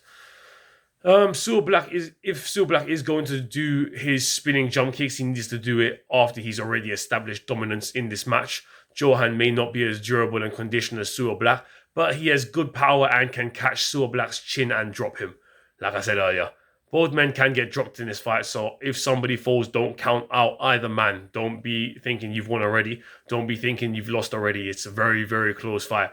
Anyways, let's get on to Johan. Johan is 5'8". He has a pro record of 27 wins, 2 losses. He beat Zafar Saik, who did quite good against Suor Kim last fight. I'll give him the credit. He was the 3.5 or 4 times underdog against Johan Ghazali and won for me. I can't remember which odds. He was at because his brother was the other one. It was 3.5 or 4. They both fought on the same card. Either way, what was I saying? Johan has always been a fighter I've liked, but I've had to pick against him here with Suor Black because both Suor Black and Johan have a tendency to both be able to fall down when caught clean. I have watched the Stupiman's chin get tested throughout his career, and after the last fight, I'm starting to not trust it anymore. He was caught clean by Taiki, by a left hand from Taiki, but man, I would take Suor Black over Taiki in my opinion. Like, I really do think a Stupinan won't be able to deal with the kicks of Suor Black. He has serious power behind each kick. If Stupinan is slower than Suor Black too as the fight goes on, as well, the striking will become more obvious. If you can deal with the Stupinan striking pattern early, like Taiki did, then Suor Black should be able to continue just establishing a rhythm of just leaning back, throwing kicks, circling away, throwing kicks, and he should just overall win like that. What was I saying? I think both men can find a knockdown really easily. I really hope the weight drop doesn't affect Suor Black in a bad way.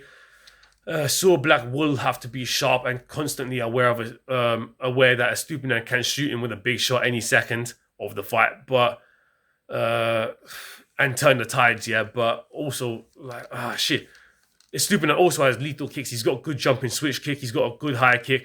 Even has a flying knee as well. I think Suor Black can catch on to his moves though early, and both men have flying moves. So, that range from Superman punches to flying knees to full-on mid-flat kicks and cartwheel kicks between them. But I think that Shadow is just more experienced. I think Shadow's more ready. But in any case, this fight may not even be happening right now. If Shadow is out of this fight, then take a Stupinan to beat his upcoming opponent. And I would consider him to be mid-safe if he's fighting Jaguar or Panther. 6, I have a bantamweight MMA fight between Elbek Alishov versus Carlo Bomina Ang. My prediction here is, I wrote skip, but for any degenerates who do want to bet, and my predictions here, I would tell you to take Elbek Alishov. Let's get into it. This risk level is a major risk. Elbek Alishov is 26 years old. He is 5'6". He is 9-0 pro, 5-0 in amateur. He is a wrestler from Azerbaijan fighting out of Russia, I believe. His striking isn't that good, but his wrestling game is pretty decent. He may be undefeated, but against a good opponent, he will lose, and I'm waiting to see who the opponent will be. Elberg fought mainly cans and strikers outside of one, which led to him winning so many matchups in so many matchups, he jumped the guillotine on 2 different opponents, one of whom he fought as soon as the bell, one of whom he jumped as soon as the bell came forward. He just started winging overhands, and they were out of range, but like they were really bad overhands, just swinging, windmilling overhands, but they set up his takedown out of range, because anyways, and they set up his takedown, which his opponent barely avoided the takedown. His opponent managed to actually stand back up from the takedown, but Elberg managed to jump the guillotine and submitted that man. Anyways, Elberg has also been reversed before by a striker and ended up being full mounted and ground and pounded and rear naked choked, but he managed to escape and reversed into his opponent, who was on his back. And he started ground and pounding him there, actually, before managing to submit his opponent. That specific opponent he beat is an opponent who once actually fought Tagir Ulanbekov and lost a decision in his amateur career. If you don't know who Tagir Ulanbekov is, he's a fighter out of Khabib's corner. Anyways, Elberg is considered to be the better fighter in this matchup due to him having a win over the ranked contender Jeremy Pakatil. But by submission in round 2, Jeremy survived to the distance against Enk, who beat Carlo Bamina Ang, like Enk Urgil, who beat Carlo Bamina Ang. So take that for what you want as well. Elberg may be a better wrestler than Enk. I'm not sure about this, about this statement. Enk out-wrestled Carlo, and actually beat Carlo as well. But Carlo did have his moments against Enk, where he had control over him. When Elberg fought Jeremy, you could see the ropes were making it hard for him to find room. Like you could see that it was the ropes were making it hard to find room to escape from the arm lock that he was in. He just wasn't able to roll out of it. I don't think the striking threat's that big from Elberg. I think the wrestling of Carlo has a chance to counter Elberg this fight, but I'm not confident in it. I thought personally that Carlo lost to Denis Andreev. If Elberg, like in their fight that they fought, which went to split decision, if Elberg wins, he wins by submission usually, and probably in this fight too, or submission or decision. Enk submitted Carlo, but Enk is fucking strong, and he submitted Carlo late. If you think Carlo cannot put this man in great danger, you are wrong. Carlo can easily get on top of Elberg and ground and pound Elberg.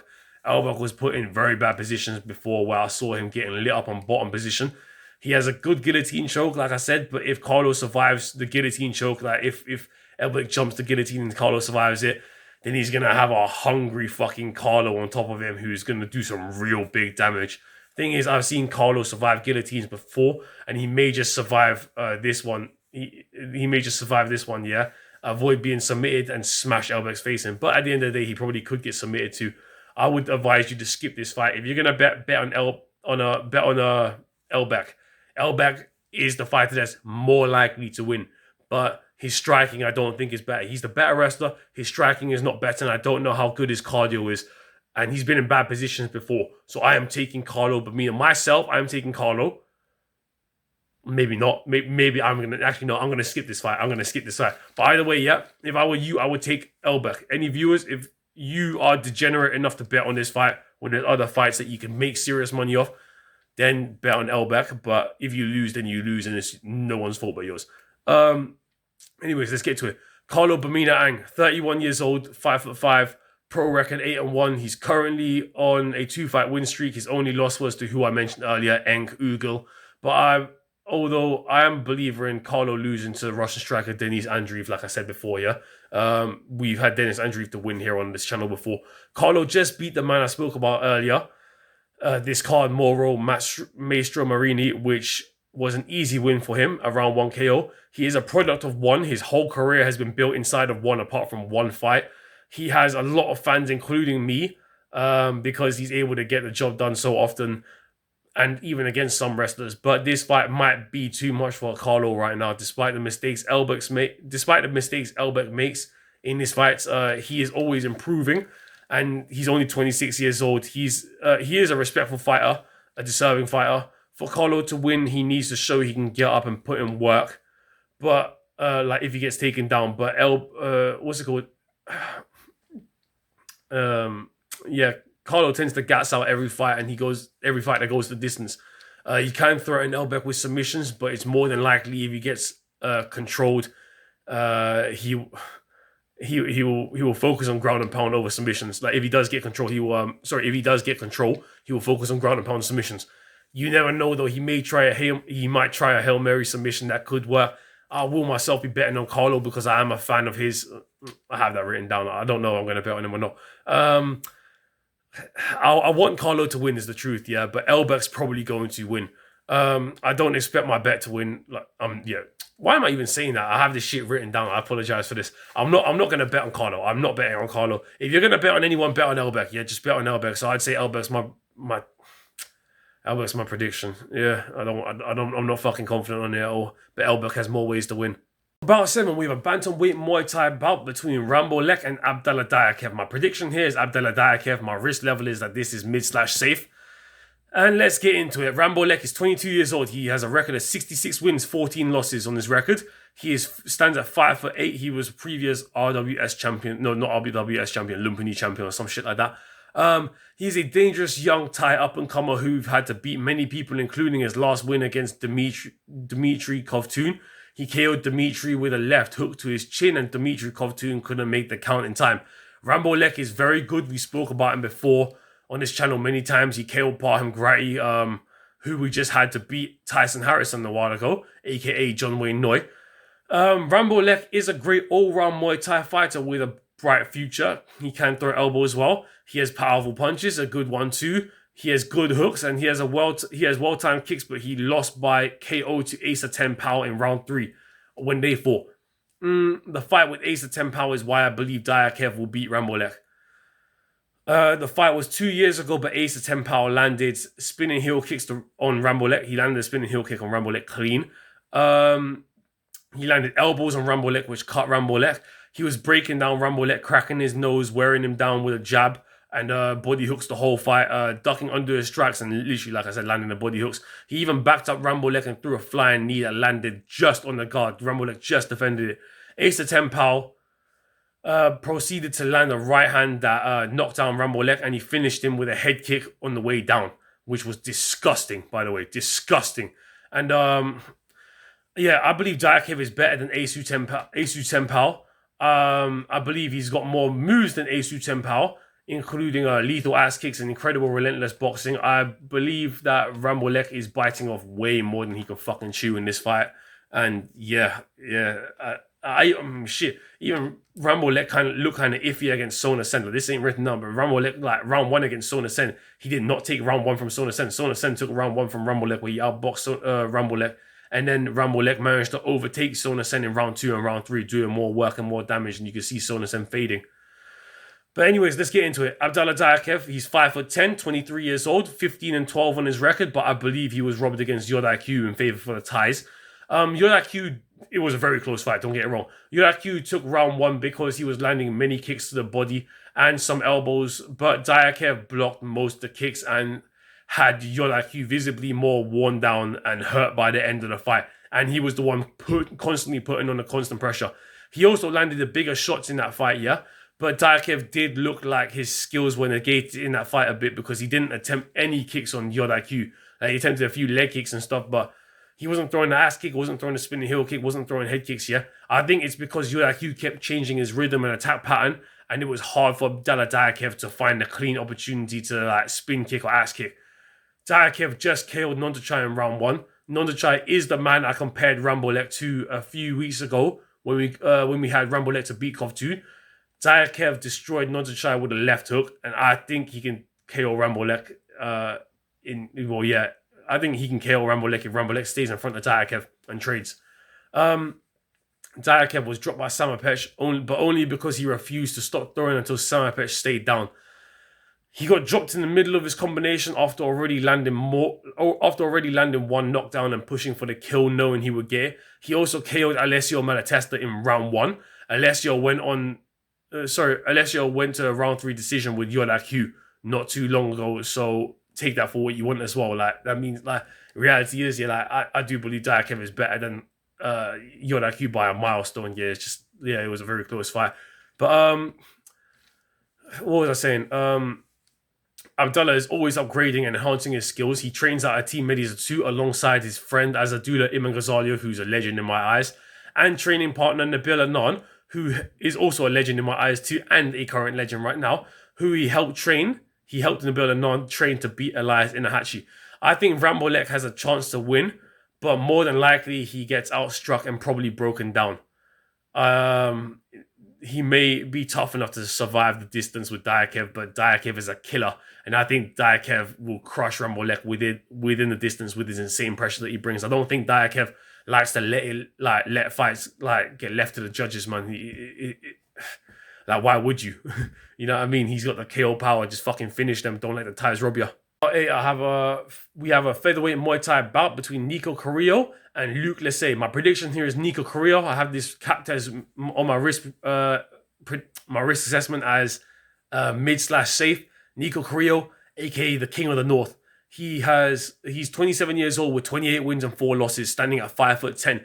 He is a Scottish Muay Thai fighter who beat an array of Muay Thai legends already. He beat Muang Thai by KO in round 2. He beat Seksan. He beat Sommai Pech and Sitchai. These are some decent names, and Sitchai is a really good name. And his biggest win to date is his KO win over Nong O. He did lose to Nabil Anan by KO in round 1 as a betting favourite, and I took Nabil in that fight as a 2.2 underdog, and it was the easiest money I've ever seen in my life. Nabil made him look like a normal fighter. It was a question mark kick that he landed that knocked the fuck out. That just knocked the fuck out of Nabil. Sorry, Nico. Anyways, he has, I believe, 12 wins by KO. Sorry, Nico has 12 wins by KO, I believe, out of his 28 wins. That's what I see registered. Although he is my bad, sorry. Although he is smaller in this matchup, height-wise, I expect him to target the body with hooks and land uppercuts to Lessay's face. Luke's biggest chance to win is his elbows. So as long as Nico stays in punching range, not elbow range, Nico should win without the chance of getting dropped by an elbow. Lessay's hands are not powerful enough to drop Nico flash, in my opinion.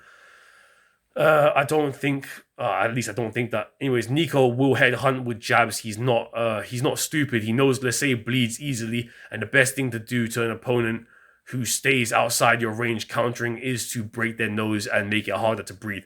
All the movement will catch up to Lessay.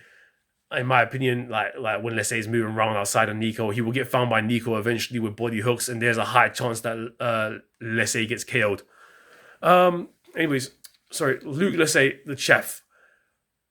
His record is 8-2. He stands at 6'1", 29 years old. He's 29 years old, and he is the tallest fighter. He is the taller fighter in this matchup. He uses a lot of sharp kicks up the middle and to the legs. He usually frames off with his left hand to find the range of his sniper right, or to parry and counter with an elbow. His elbows are quite good because of his lean frame. They allow him to tower over opponents into a close range and throw elbows over top. He was beaten Bempara Kayate, but lost in round 3 to an uppercut that ended the fight, which was pretty sad. Luke is a very good fighter in my opinion, very technical, but when he gets hit, his nose bleeds easily and his face shows so much blood and redness and damage.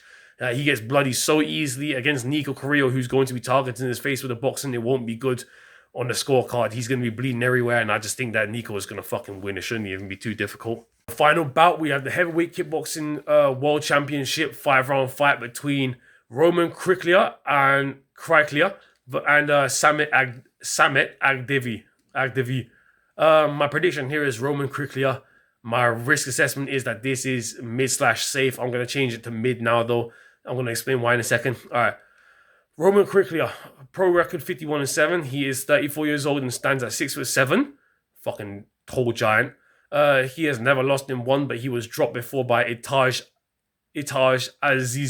Azizpour, who hit him on the temple.